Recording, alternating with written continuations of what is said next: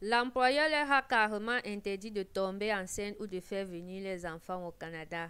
Qu'est-ce qu'on ne doit pas entendre, voir ou subir en permis de travail fermé? Bonjour et bienvenue sur ma chaîne. Je me prénomme Manuela et je suis actuellement au Canada en tant que travailleuse temporaire. Je vais clôturer cette série de vidéos dans laquelle j'ai essayé de mettre en évidence certains abus que pouvaient subir les travailleurs en permis de travail fermé avec le témoignage de ces trois jeunes dames africaines arrivées ici au Canada en permis de travail fermé. Pourquoi est-ce que j'ai choisi de finir avec ce cas? Parce que c'est un cas très récent.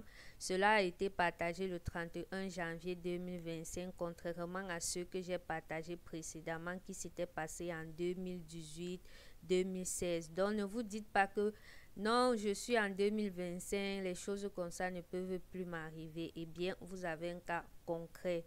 D'ailleurs, ce cas que je partage avec vous, ce sont les travailleuses du domaine de la santé, plus précisément des préposés, contrairement à ce que j'ai eu à partager qui concernait principalement les travailleurs du secteur agricole. Donc, dites-vous que peu importe le domaine dans lequel vous allez venir ici au Canada, vous n'êtes jamais à l'abri d'une situation pareille si vous êtes en permis de travail fermé.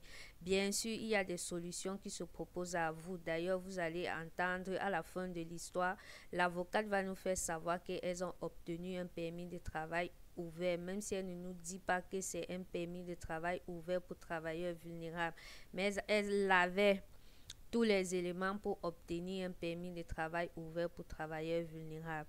Je vais conclure en vous disant que l'objectif de toutes ces vidéos n'était pas de vous faire peur, mais juste de vous faire prendre conscience que ce sont des choses qui arrivent et de vous préparer déjà en essayant de trouver des solutions si jamais une situation pareille vous arrive. Je vous laisse donc écouter le témoignage de ces différentes sœurs et bien sûr, j'attends vos avis en commentaire. Dénoncer une situation.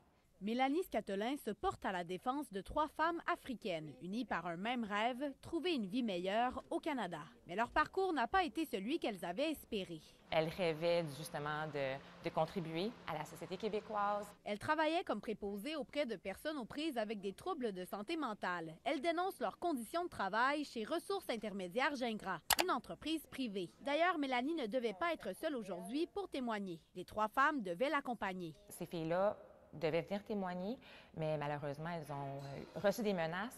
Elles ont peur de représailles, donc elles ont décidé de ne pas prendre la parole aujourd'hui. Elles ont cependant adressé une lettre dénonçant les conditions qu'elles auraient vécues sur leur lieu de travail. L'employeur aurait insisté sur le fait qu'elles n'avaient pas le droit de tomber enceinte ni de faire venir leurs enfants au Canada, car cela aurait affecté leur productivité. Dans un autre passage, on peut y lire le témoignage d'une collègue qui raconte qu'une des employées aurait travaillé sous une pression constante, aurait subi des menaces répétées, tant au travail qu'en dehors. À la moindre erreur ou insatisfaction, l'employeur l'aurait menacé de résilier son contrat et de la renvoyer dans son pays. Tout ce qu'elles ont vécu fait en sorte qu'elles sont déprimées. Parmi les situations dénoncées, le taux horaire des contrats de travail. Avant leur départ, les travailleuses ont signé un contrat à 18 et 25 $, incluant une prime. À leur arrivée, elles ont dû signer un nouveau contrat à 15 et 25 $, avec l'ajout d'une prime gouvernementale. Sur des talons de paie, on voit à certains endroits un taux horaire de 14,50 $, toujours avec les primes indiquées. On a contacté Ressources intermédiaires Gingras sur le sujet. On a les documents en main, on s'apprête à aller rencontrer des membres de l'équipe pour avoir des explications.